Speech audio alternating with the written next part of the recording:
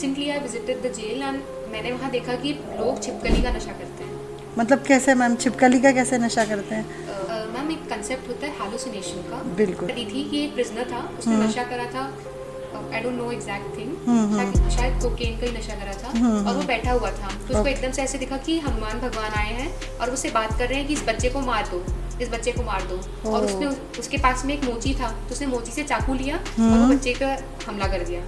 फिर पुलिस आई, बहुत केस हुआ, तो उसने पुलिस पे भी हमला करा। तो ये सारे स्टेटमेंट होते हैं कि नशे में आप क्या कर रहे हैं आपको नहीं पता। लड़कों में बहुत कॉमन होता है, जैसे 4 लड़के हैं, उसमें से 2 सिगरेट पीते हैं, तीसरा नहीं पीता है, तो वो दोनों क्या करेंगे, उसको ज़बरदस्ती बोलेंगे अरे यार एक बार फूंक के देख, मज़ा आएगा, ले तो सही। तो ये चीज़ें होती हैं कि उसको घर से नहीं मिली वो चीज़ें, लेकिन बाहर जो उसका एनवायरनमेंट है वो उसको क्या कर रहा है, वो प्रोवोक करता है, फोर्स कर रहा है कि तुम ये सब करो। जैसे आपने बताया कि एक तो गेमिंग हो गया, मतलब गेमिंग इतना इम्पैक्ट डाल रहा है ब्रेन पे बच्चे के कि वो सुसाइडल टेंडेंसी आ जाती है।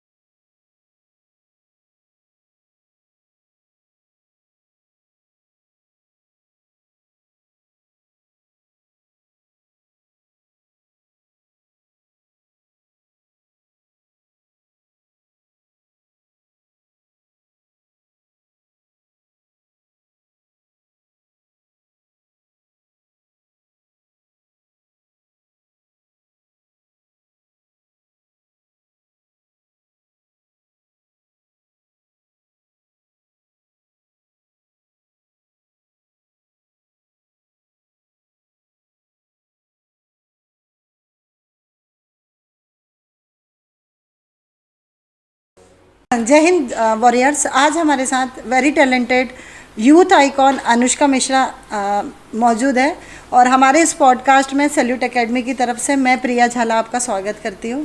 Thank you ma'am. तो कैसा लग रहा है आज आपको हमारे साथ, मतलब यहाँ बैठ के? वेरी फर्स्ट टाइम हम लोग मिल रहे हैं यहाँ पे, तो कैसा फील हो रहा है आपको यहाँ पे? So ma'am, this is my first experience जी ma'am. having a podcast with someone. जी and ma'am. This is really exciting. I am not able to stop my smile. Very good ma'am, thank you very much. Ma'am काफ़ी चीज़ों पे हम लोग बात करेंगे।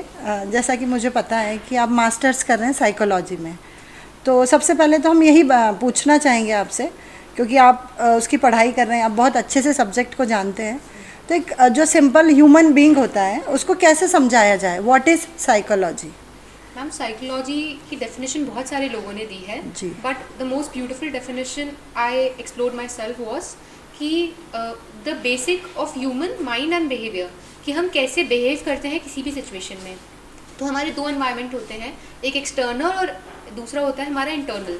तो एक्सटर्नल एनवायरनमेंट वो है जो मैं आपको अभी दिखा रही हूँ, बट इसके मेरे बैक ऑफ द माइंड भी कुछ चल रहा है जो आप नहीं जान पाएंगे, और मैं सेम आपका नहीं जान पाऊंगी। तो जो चीज़ें आपके एक्सटर्नल माइंड इंटरनल माइंड में चल रही है ना, वो आपका रियल साइकोलॉजी है, जो सिर्फ आप ही जान पाएंगे। और उसकी एक्सप्लोरिंग के लिए हम बहुत सारे सब्जेक्ट्स को इसमें एक्सप्लोर करते हैं, जैसे कि मास्टर्स में हमें जो बेसिक सब्जेक्ट्स बताए हैं, लाइफ स्पैन डेवलपमेंट साइकोलॉजी, और इसमें बताया गया है कि एक बच्चा कैसे इन्फेंसी से अडल्टहुड तक जाता है, तो उसका साइकोलॉजिकल डेवलपमेंट हर स्टेज में कैसे डिफरेंट होता है। ओके मैम, अभी जैसे यूथ है वो मोस्टली क्या होता है कि साइंस या ऐसे सब्जेक्ट में ज़्यादा इंडल्ज होते हैं, तो आपने साइकोलॉजी एज अ सब्जेक्ट क्यों चूज़ किया? मतलब कोई रीज़न था उसके पीछे? Ma'am psychology has always intrigued me, and after my 12th exam Okay. I was quite dubious कि मुझे क्या करना चाहिए। Okay. So there is a back story to this. मैं जब 5th क्लास में थी, जी मैम। तब I was not a very brilliant student, Okay. And मेरे मतलब my faculty use to consider me कि मैं मतलब मैं इतनी स्ट्रॉन्ग नहीं हूँ अपनी एजुकेशन में। और मैं Okay. कभी भी टिल 5th क्लास में एक अटेम्प्ट में कभी भी पास नहीं हुई। मैंने हमेशा सप्लीमेंट्री दी है, मतलब second exam. Okay. Social science और मैथ्स में तो मेरे कभी 13 मार्क्स से ज़्यादा आए नहीं। अगर क्लियरिंग मार्क्स होते थे 28-80 में से, तो मेरे हमेशा 13-15 मार्क्स आते थे, जी, और जी। मुझे उस टाइम पे डम कंसिडर करते थे। Okay. तो उस टाइम पे जब टीचर्स ऐसे बोलते थे कि आप नहीं कर सकते, आपके बच्चे को स्कूल स्पेशल स्कूल में जाना चाहिए, तो मीटिंग पेरेंट्स टीचर मीटिंग में मेरे फादर को ऐसा बोला गया बताया था कि इसको स्पेशल स्कूल में डलवाओ क्योंकि इसका IQ लेवल नॉर्मल बच्चों के अकॉर्डिंग नहीं है। तब मेरे फादर ने बोला था कि ऐसा नहीं है, इसका जो लर्निंग है वो थोड़ी स्लो है, बट इसका IQ आप कैसे बता सकते हैं, ना आपने कोई टेस्ट दिया है, ना आपने कुछ सिर्फ एग्जाम के बेसिस पे, रिटेंशन के बेसिस पे आप कंसिडर नहीं कर सकते कि वो कितना इंटेलिजेंट है। तो वो चीज़ that stayed with me and now I have done my internship with the students who are mentally challenged because मुझे पता है कि कैसा लगता है जब आप उस एरिया में रहते हैं कि बिल्कुल, आपको एक्सेप्टेंस नहीं मिल रहा है अपने उनसे जिनको आपने इतना ज़्यादा इंपॉर्टेंस दी है। But I was very lucky enough कि मेरे पेरेंट्स इतना अंडरस्टैंडिंग थे कि मेरी रिटेंशन को उन्होंने मेरा वीकनेस नहीं समझा। जी मैम, तो कुछ बताना चाहेंगे अपने पेरेंट्स के बारे में? मतलब बहुत उन्होंने आपको मतलब ब्रेव समझा, तो हमें उनका इंट्रोडक्शन जानना चाहेंगे। मम्मी पापा क्या कर रहे हैं और किस तरीके से आपके साथ हैं वो लोग? मैम मेरे जो फादर हैं, हम लोग वैसे बेसिकली हम यूपी से बिलोंग करते हैं। Okay ma'am. धर्मपुर के हम लोग हैं। मेरे दादाजी यहाँ पर आए थे फॉर हिज मतलब जॉब पर्पस के लिए, क्योंकि आज़ादी के बाद में इतना ज़्यादा जॉब था नहीं यूपी में। तो पापा यहाँ पर प्रोफेसर हैं IPS कॉलेज में। और मेरी जो मदर है वो आर्मी स्कूल में टीचर हैं। अच्छा, मतलब टीचिंग बैकग्राउंड से ही है आप, है ना, इसलिए आपके अंदर ये सब है।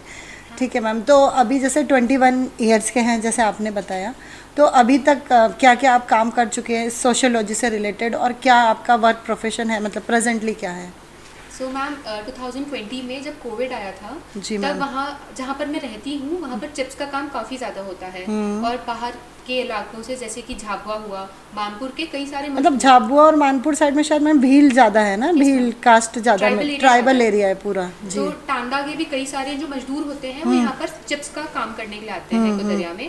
तो वहाँ पर जो उनके साथ में छोटे बच्चे भी आते हैं जो कि स्कूल उनका, क्योंकि कंटिन्यूसली वो लोग माइग्रेट करते रहते हैं तो उनको स्कूल एक प्रॉपर एजुकेशन मिल नहीं पाती है। और हम वहाँ पे सुबह वॉक पे जाते थे कोविड वाले टाइम पर जी। तब हमने ऐसा देखा कि वहाँ छोटे बच्चे हैं जो कि खेलते रहते हैं। तो पापा ने बोला कि बात करते हैं, अगर ये लोग पढ़ना चाहें तो पढ़ा देंगे। फिर धीरे धीरे पता चला कि वो लोग नशे में भी हैं, 5-6 साल के बच्चे भी नशा करते हैं। इतने छोटे बच्चे मैम करते हैं क्योंकि फैमिली बैकग्राउंड वैसा है ना, इतना ज्यादा उनका एक्सपीरियंस है नहीं, उनको लगता है यही सही है। जैसे हमारे लिए दाल चावल है वैसे उनके लिए गुटखा और तंबाकू है, मतलब इतना उनके लिए कॉमन है। तो फिर वहाँ से पढ़ाना शुरू करा। तब मैंने एक ऑर्गेनाइजेशन शुरू करी थी, नन्ही चिड़िया, जिसमें हमारे आसपास के जितने भी मजदूर के गांव थे वहाँ से बच्चे एक जगह पर इकट्ठा करके मैं 7 से 8 उनको मैथ्स, हिंदी, इंग्लिश हर दिन अल्टरनेट डेज पढ़ाती थी। और 53 बच्चे थे। अच्छा। फिर 3 महीने के बाद में वो लोग चले जाते हैं। तो फिर वो ऑर्गेनाइजेशन 3-4 महीने ही चल पाई थी। अच्छा। उसके बाद मैम कुछ आपने जो वर्क किया और जो हमारी ऑडियंस जानना चाहती है? मैम 2021 में मैंने संवेदना ज्वाइन करा था। ओके, ये भी क्या है, एक NGO है मैम? यस मैम, एक NGO है। वहाँ पर रिटायर्ड बच्चों के लिए काम करा था, मतलब इंटर्नशिप करी थी। फिर उसके बाद में लास्ट ईयर मैंने 2023 में ब्लाइंड लोगों के लिए काम करा था, जो विजुअली इम्पेयर्ड होते हैं जी। उनको स्क्राइब्स ढूंढना काफ़ी कठिन हो जाता है, तो उनके लिए मैं स्क्राइब्स ढूंढती हूँ। तो ma'am sorry to interrupt you, scribes को आप डिफाइन करेंगे, मतलब हमारी ऑडियंस जानना चाहेंगे स्क्राइब्स क्या होते हैं और कैसे जो नॉर्मल लोग हैं वो स्क्राइब्स बन सकते हैं?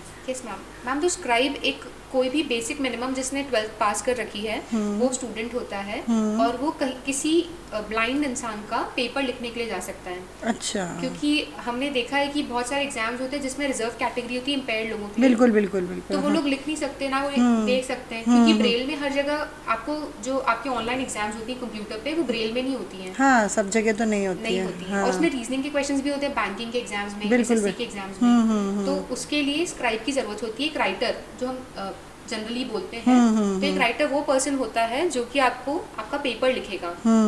तो मध्य प्रदेश में बहुत सारी ऑर्गेनाइजेशन हैं जो कि आपको स्क्राइब प्रोवाइड करवाएंगी ब्लाइंड लोगों को। बट बात ये कि थोड़े से स्लाइड चार्जेस वो लोग चार्ज करते हैं, 100 रुपीज़ या 200 रुपीज़।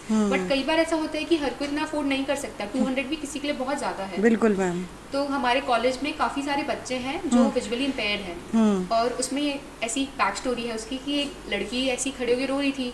तो I thought she might be having some physical, शायद उसके पीरियड्स होंगे या फिजिकल इश्यूज होंगे। तो मैं उसके पास गई, मैंने उससे पूछा कि क्या हुआ है। तो उसने कहा कि मेरे 1 घंटे में एग्जाम है, आधे घंटे में एग्जाम था उसका, और मेरे पास स्क्राइब नहीं है, उसके पास लिखने वाला कोई नहीं था। हाँ। और फिर उसको ये टेंशन हो रही थी कि उसके 2 साल खराब हो जाएंगे मास्टर्स। बिल्कुल। हाँ। तब मैंने उसके लिए पेपर लिखा, और फिर जब पता चला कि सिर्फ वो अकेली नहीं है, ऐसे बहुत सारे लोग हैं इंदौर में जो कि अपना पेपर नहीं लिख पाते हैं, और उनको ज़रूरत होती है ऐसे लोगों की जिनका पेपर लिख सकें। पर इसमें भी मैम कैटेगराइजेशन ऐसा होता होता है कि अगर मैं मास्टर्स कर रही हूँ और मुझे किसी से पेपर लिखवाना है तो वो अंडर ग्रेजुएट ही होना चाहिए। हाँ, ये क्योंकि वो शायद मेरे लेवल का नहीं होना चाहिए, क्योंकि वही मेरे आंसर्स लिख देगा। हाँ, तो क्योंकि इसलिए आपको तो ऑलरेडी आएगा सब हाँ, कुछ। ये बिल्कुल फेयरनेस इसमें रखते हैं। जी तो बिल्कुल। एक ऐसा ग्रुप क्रिएट करा है, व्हाट्सएप ग्रुप, जिसमें कि जो इम्पेयर्ड हैं, विजुअली इम्पेयर्ड, वो 100 लोग हैं उसके अंदर, और जो 50 हमारे स्क्राइब्स हैं। तो वो लोग उसमें मैसेज डाल देते हैं। अच्छा, तो ये आप ही ने क्रिएट किया मैम ग्रुप? हाँ।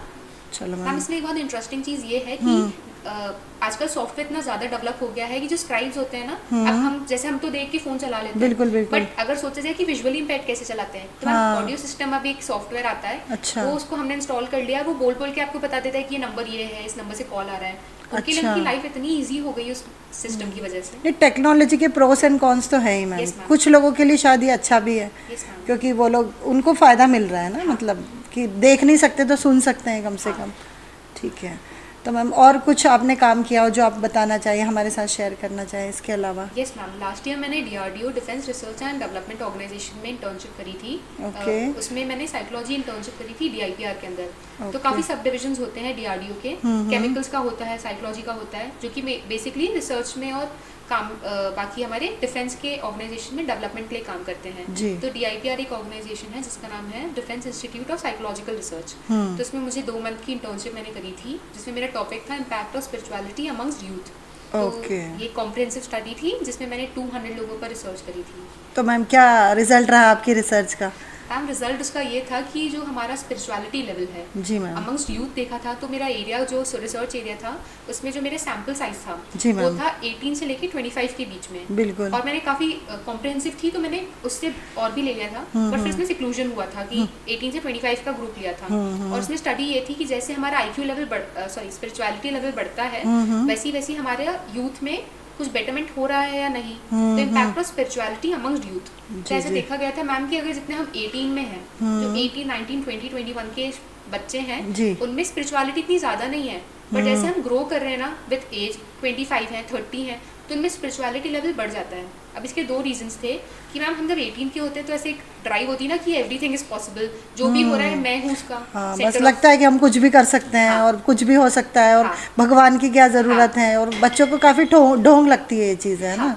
तो मैम उसमें ऐसा है कि अगर ये कंसेप्ट होता है उस वाली एज में कि एवरीथिंग इज पॉसिबल, जो भी है मैं उसका ड्राइव हूँ, मेरी वजह से ही सब हो रहा है। बट जैसे धीरे धीरे एक्सपीरियंसेस हमको मिलते हैं, हमारा ये लेवल डेवलप्ड होता है कि ठीक है, कोई नेचुरल पावर है, पर्पस होता है। हम 18 में इतने सारे हम लोग बहुत डाइवर्सिफाइड होते हैं, हम सोचते हैं ये भी कर लें, ये भी कर लें। बिल्कुल, बट जैसे जैसे हमको पता चलता है कि ठीक है ये हमारा कप ऑफ टी नहीं है, ये हमारा ये नहीं है, तो हम ग्रो करते हैं और हमको पर्पस ऑफ लाइफ मिलता है। तो जैसे आपका पर्पस ऑफ लाइफ, वो हर किसी का अपने लिए कुछ अलग हो सकता है। बिल्कुल, आपका कुछ और होगा, मेरा कुछ और होगा, बिल्कुल, और हर एज पे हमारा पर्पस ऑफ लाइफ बदलता है। तो जैसे जैसे पर्पस ऑफ लाइफ को मैंने एसोसिएट करा था स्पिरिचुअलिटी से, तो जैसे जैसे पर्पस ऑफ लाइफ बढ़ रहा है वैसे वैसे हमारी स्पिरिचुअलिटी बढ़ रही है अमंगस्ट यूथ। अच्छा, तो मैम जो रिडक्शन है उसको बढ़ाने का कोई तरीका आपने मतलब आपको लगा कि जो 18-19 ईयर्स में जो स्पिरिचुअलिटी को लेकर रिडक्शन है या नहीं है बच्चों में, वो बढ़ाई जा सकती है? कुछ ऐसे तरीके हैं? Ma'am, sometimes it's possible, sometimes it is not possible. Ma'am जैसे फॉर एग्जांपल हम हमारे चेस प्लेयर की बात करें, मुकेश जी, तो मैम उनका पर्पस क्या है, he have to play, he is very focused about it. तो आपने देखा होगा कि ही इज़ वेरी मतलब कॉन्सेंट्रेट, अगर ही इज़ प्लेइंग दिस तो वो वही कर रहे हैं, उनके दिमाग में कुछ और थर्ड फोर्थ थॉट नहीं आ रहे। काफ़ी सारे यूथ का एग्जाम्पल है, मनु भाकर, वो भी अभी 22 की हैं, उनका भी पर्पस है कि यही करना है तो यही करना है। मतलब आपका कहना है कि अगर किसी के पास एम है, हाँ, कोई पर्पस है लाइफ का, तो वो फोकस करने में उसको इजी रहता है ना। लेकिन मैम अभी जैसा हम लोग देखते हैं, हम भी काउंसलिंग करते हैं स्टूडेंट्स की, तो हम देखते हैं मैम इनके जो पर्पस होते हैं ना वो एवरी 15 डेज में चेंज हो जाते हैं, या जो फोकस नहीं रह पाता है, तो वो कैसे बनाया जाए फोकस बच्चों में? मतलब कोई तरीका आप बताना चाहेंगे? यस मैम, बहुत सारी त्राटक होती है एक एक्सरसाइज, जिसमें दिए की जोत से हम एक्सरसाइज करते हैं। बिल्कुल बिल्कुल, और उसको देखना है ना कंटिन्यू। त्राटक में वही होता है। अच्छा, और मैम मेडिटेशन कर सकते हैं, मेडिटेशन बहुत हेल्पफुल है। Ultimately ma'am it comes to here that if it is changing ना, तो वो स्टेबल है वो यूथ, कि जब उसको पता तो है कि वो हर चीज में कर सकता है। जी जी। और मैम मेरा ऐसा मानना है कि there is a saying that you can do everything and anything, and you should know everything about something and something about everything. जी हाँ। तो मैम आई फील मैम, क्योंकि मैंने ऐसे ही करा, मैंने 10 जगह हाथ पैर मारे, तब मुझे समझ में आया कि आप अच्छा कर सकते हो लाइफ में। बिल्कुल बिल्कुल कर सकते हैं मैम। तो और कुछ बताना चाहेंगे यूथ के बारे में, क्योंकि आप भी एक यूथ हैं, तो आप जैसे आप बहुत सारे ऑर्गेनाइजेशन में काम कर रही हैं, आप मध्य प्रदेश गवर्नमेंट की कुछ पॉलिसीज़ हमारे यूथ को बताना चाहें जिससे वो बेनिफिटेड हों साइकोलॉजी को लेकर, मेंटल हेल्थ को लेकर, क्योंकि मैम जब भी उनसे बात की जाती है ना, वो लोग थोड़ा सा बच्चे भागने का प्रयास करते हैं, मतलब इतना ज़्यादा फेस नहीं करते हैं इस चीज़ को। उनको मतलब ऐसा लगता है कि यार मेंटल हेल्थ है तो हम किसी को बताएंगे, मतलब उनको शर्म आती है इस चीज़ को डिस्कस करने में या इस चीज़ के बारे में बात करने में। तो कैसे हम लोग उन लोगों की हेल्प कर सकते हैं, या वो लोग किसी को ना बताकर भी डायरेक्टली कैसे अप्रोच कर सकते हैं इस चीज़ के लिए? मैम, तो मध्य प्रदेश गवर्नमेंट ने काफ़ी सारी पॉलिसीज़ लॉन्च करी हैं जो लैक्टेटिंग मदर्स होती हैं, जिनका बच्चा अभी अभी हुआ है, उनके लिए भी, क्योंकि वो लोग भी यूथ फेज में ही आती हैं। और अभी ऐसा देखा गया है कि प्री मैरिटल सेक्स बहुत कॉमन हो गया है, बिल्कुल, कहीं का भी, रूरल एरिया हो या अर्बन एरिया हो। तो उसके लिए मनोरक्षा योजना है और किरण योजना है, उमंग विकास योजना है। और उसके लिए मैम हेल्पलाइन नंबर्स दिए हैं। अगर आप मध्य प्रदेश की गवर्नमेंट की साइट पर जाएंगे तो आपको वो नंबर्स मिल जाएंगे इजीली। और मैम काफ़ी सारी वेबसाइट्स हैं जो कि आपको हेल्प कर रही हैं इससे कोप अप करने में मेंटल हेल्थ से। क्योंकि अगर आप ऑनलाइन एआई बोर्ड्स भी हैं जो कि आपको हेल्प कर रहे हैं मेंटल हेल्थ के लिए। और इवन मध्य प्रदेश गवर्नमेंट ने प्रिजनर्स के लिए भी इनिशिएट करा है कि जो यूथ प्रिजनर्स हैं, जो जुवेनाइल्स हैं, उनके लिए भी ऑर्गेनाइजेशन है। तो आप मध्य प्रदेश गवर्नमेंट की साइट पे देख सकते हैं। अच्छा, तो मैम आप उन लोगों से मिलते हैं, यूथ जो होते हैं प्रिजनर्स, कैसा रहा आपका एक्सपीरियंस, या मतलब किस तरीके से उनसे बातचीत होती है या उनकी आप लोग काउंसलिंग करते हैं? मैम, तो since past 2 months I am doing my internship with central jail, जिला जेल एंड महू जेल। तो सेंट्रल जेल में मैम मैंने ऑलमोस्ट 68 कैदी देखे हैं। जो मेरे साइकेट्रिस्ट हैं उनके साथ में मैं विजिट करती हूँ कैंपस सेंट्रल जेल का, और वहाँ पर उनकी काउंसलिंग होती है। तो फार्माकोलॉजी उनको थेरेपी दी जा रही है। फार्माकोलॉजी मैम ऐसा होता है कि उनको दवाइयाँ भी देते हैं और थेरेपी भी देते हैं, बिहेवियरल थेरेपी और जो टॉक थेरेपी जो होती है। तो इसमें मैम काफ़ी बिहेवियर चेंजेस देखे गए हैं। बट वही है कि मैक्सिमम जितने भी केसेस हो रहे हैं, अगर लॉ के केस के अंडर बात करें तो जितने भी 18 से लेके 21 जो केसेस हैं जो कि काफ़ी यूथ में हो रहे हैं, वो ड्रग अब्यूज़ की वजह से ही हो रहे हैं। और मैम वहाँ पर तो ऐसे ऐसे इंसिडेंसेस हैं, जैसे कि आपके हिसाब से क्या मैक्सिमम लेवल ऑफ ड्रग हो सकता है? मैम हम लोगों ने तो यही सुना है, मतलब गांजा, चरस और यही रहता है, या अल्कोहलिज्म एक है। यस मैम, उसके अलावा तो कुछ सुना नहीं है कि कुछ और भी होता होगा शायद। Ma'am recently I visited the jail and मैंने वहाँ देखा कि लोग छिपकली का नशा करते हैं। मतलब कैसे मैम, छिपकली का कैसे नशा करते हैं? मैम उसमें ऐसा होता है कि जो छिपकली होती है ना, तो वो आदमी को पैसे, वो क्योंकि वो लेबर वर्क से बिलोंग करता है, तो उतना एक्सपेंसेस है नहीं कि वो हर दिन ड्रग खरीद सके, महंगी वाली ड्रग्स। हाँ। क्योंकि जो हमारा मैरिजुआना है या जितने भी कोकेन है, ये थोड़ी एक्सपेंसिव डेली बेसिस पे आप कंज्यूम नहीं कर सकते। बिल्कुल। तो मैम उसको इतनी ज्यादा अर्जेस होती थी कि उसने देखा छिपकली है, हम उसने उसको पकड़ता है, वो छिपकली को, जो प्रिजनर है, फिर उसको तल के पका के, जो भी उसका मेथड है ताकि उसके पॉइजन्स कम हो जाए, और उसको बनाकर उसका चिल्लम फूकते हैं वो। अच्छा। और उससे नशा करके फिर उन्होंने उसके बाद क्राइम करा, छिपकली से नशा करके। तो मैम उनको जो प्रिजन है ना उनका, वो ऐसा प्रोवाइड करा गया जैसी जिसमें उनको प्रोटेक्शन 2 लोगों की मिली है कि ये कहीं नशा ना कर ले छिपकलियों का। अच्छा। तो ये मैम वो खुद उन लोगों ने आपको बताया कि हम ऐसा किया है हम लोगों ने? हम they are very accepting about it. उनका ऐसे कि हो गया, ठीक है, मतलब जैसे हम तो रेजिस्ट करेंगे। हाँ, मतलब हम तो कैसे बताएंगे ना कुछ, क्योंकि ये हमारे यूथ की अभी यही प्रॉब्लम है, अभी कुछ भी करेंगे तो वो बताते नहीं, पर हो सकता है कि उनको पता है कि अब हमको सजा हो गई, अब तो क्या होगा, इससे ज़्यादा तो कुछ हो नहीं सकता है, तो वो एक्सेप्ट कर लेते हैं चीज़ों को, बता भी देते हैं आप लोगों को। ऐसी कोई स्टोरी आपको याद हो जो शायद ऑडियंस को बताना चाहें आप, जैसे प्रिजनर से रिलेटेड कोई एक बंदा या कोई एक पर्सन आपको याद हो, मतलब जिसकी कोई ऐसी स्टोरी हो जो बच्चों को हेल्प करे कुछ समझने में? मैम एक कंसेप्ट होता है हैलुसिनेशन का। बिल्कुल। और ऑडिटरी डिल्यूजन्स होते हैं। हमें इसमें क्या होता है मैम कि जो चीज़ें होती नहीं है वो हमें लगता है कि हैं। हाँ। जैसे कि मैम अगर एग्जांपल है, रेगिस्तान में जो बहुत प्यासा रहेगा उसको दिखेगा कि वहाँ पे पानी है, मिराज होगा, बिल्कुल। हाँ। तो मैम वैसे ही उन लोगों को दिखता है जब वो लोग नशा करते हैं ना, तो उनके साथ हैलुसिनेशन होता है, डिल्यूजन होता है, उनको आवाज़ें सुनाई देती हैं, उनको लोग दिखाई देते हैं। तो एक ऐसी केस स्टडी थी कि एक प्रिजनर था, उसने नशा करा था, I don't know exact thing, शायद कोकेन का ही नशा करा था, और वो बैठा हुआ था, तो उसको एकदम से ऐसे दिखा कि हनुमान भगवान आए हैं और उससे बात कर रहे हैं कि इस बच्चे को मार दो, इस बच्चे को मार दो। और उसने उसके पास में एक मोची था, तो उसने मोची से चाकू लिया और वो बच्चे पे हमला कर दिया। फिर पुलिस आई, बहुत केस हुआ, तो उसने पुलिस पे भी हमला करा। तो ये सारे स्टेट ना होते हैं कि नशे में आप क्या कर रहे हैं आपको नहीं पता।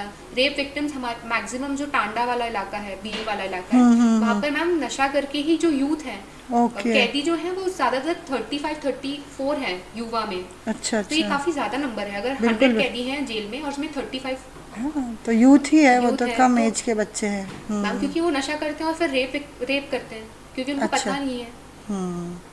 ये सारे तो मैम यही है ना कि उनके पास एजुकेशन नहीं है, तो फिर सेक्स एजुकेशन तो भूल ही जाओ आप। हाँ। सबसे पहले तो एक बेसिक एजुकेशन ही नहीं है ना उनके पास, जो जैसे हम लोग बात करते हैं कि स्कूल में सेक्स एजुकेशन देना है, कॉलेजेस में देना है, तो वो लोग बच्चे तो क्या होते हैं, डिप्राइव्ड होते हैं, उनके पास एजुकेशन नहीं है, तो फिर सेक्स एजुकेशन तो भूल ही जाते हैं। और वही 15-16 साल में तो क्या होता है ना, हार्मोनल चेंजेस भी बहुत आते हैं, तो उसकी वजह से ये शायद ये चीज़ें होती होंगी उनके साथ। और कोई स्टोरी मैम जो आपको याद हो या आप कुछ बताना चाहें ऐसी?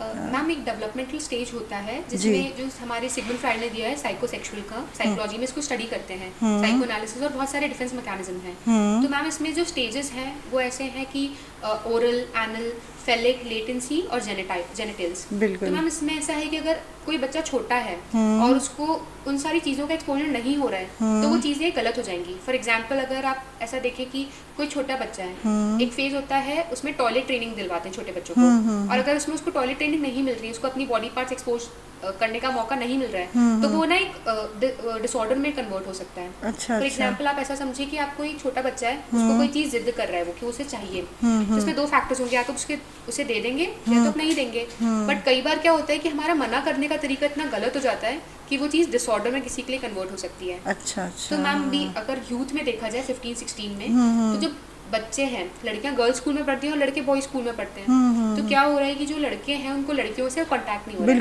बिल्कुल, और हाँ।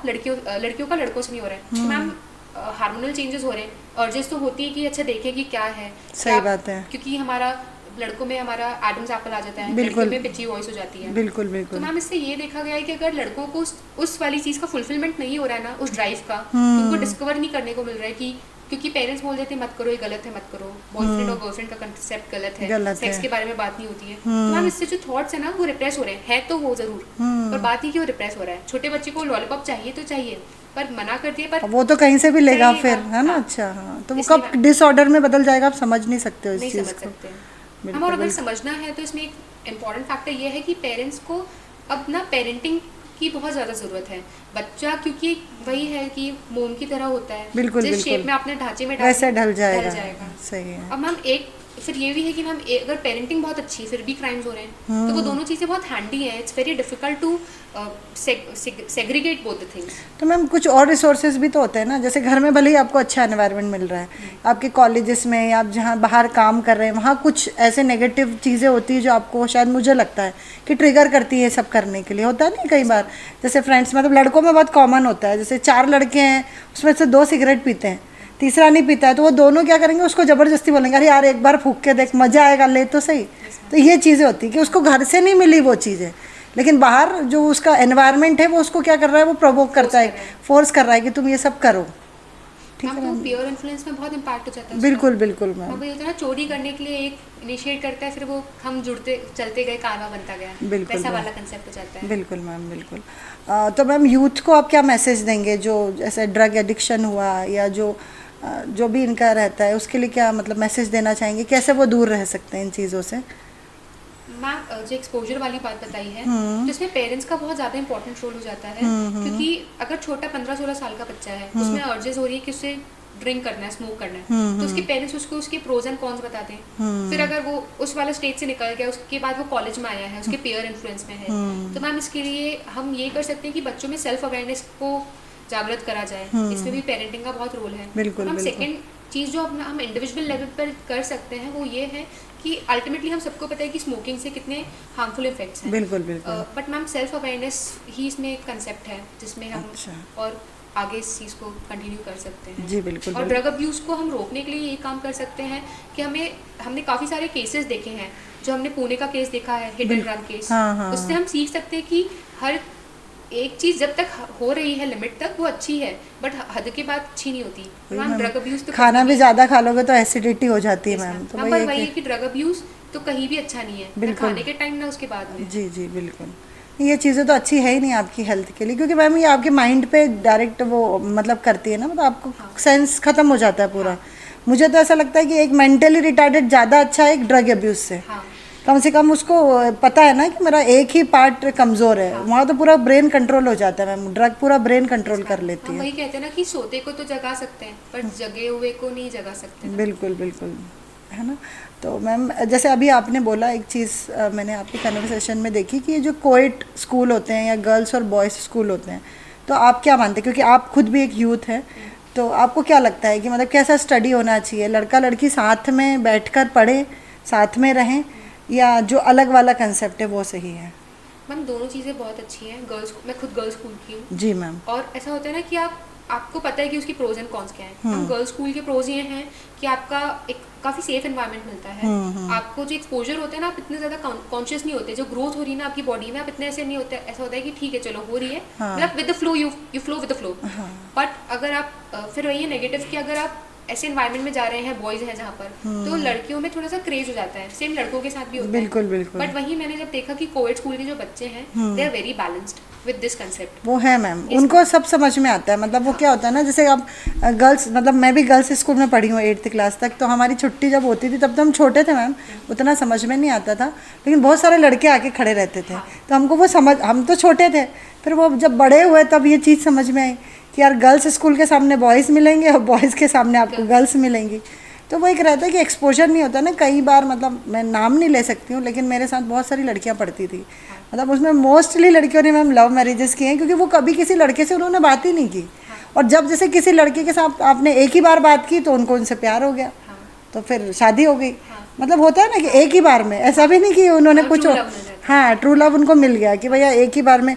और जैसे थोड़ा सा हेजिटेशन भी होता है उनके अंदर, है ना, लड़कों से बात करने में, या उनको ऐसा लगता है लड़के ख़राब होते हैं। मतलब कई तो पेरेंट भी ऐसे सिखाते हैं मैम लड़कियों को कि लड़कों से बात नहीं करना, लड़के ख़राब होते हैं। तो ये तो मुझे समझ में नहीं आया कंसेप्ट कि ऐसा कैसे हो सकता है, क्योंकि आप घर में आपके फादर हैं, है ना, आपका ब्रदर भी है, वो भी एक लड़का ही है, तो कुछ भी स्टेटमेंट पेरेंट दे अपनी स्पेशली गर्ल चाइल्ड को तो बहुत सोच समझ के दे, जो मुझे लगता है मैम। यस मैम, बहुत सही कंसेप्ट है। क्योंकि अभी हम अगर देखें तो अब ऐसा ज़माना है ना कि वो ये है कंधे से कंधा मिलाकर चलते हैं, वो सारी चीज़ें मैम पूरी प्रॉपर सटीक बैठती हैं। बट वही है कि जब तक आप एक्सपोजर नहीं दोगे तो पता कैसे चलेगा कि क्या कंपटीशन लेवल है। वही मैम क्योंकि अगर कंधे से कंधा मिलाना है तो उसके लिए कंधे तक तो आना ही पड़ेगा। पता तो हो कि क्या आप साथ में खड़ा ही नहीं कर रहे हो दोनों को, तो फिर कैसे चलेंगी चीज़ें।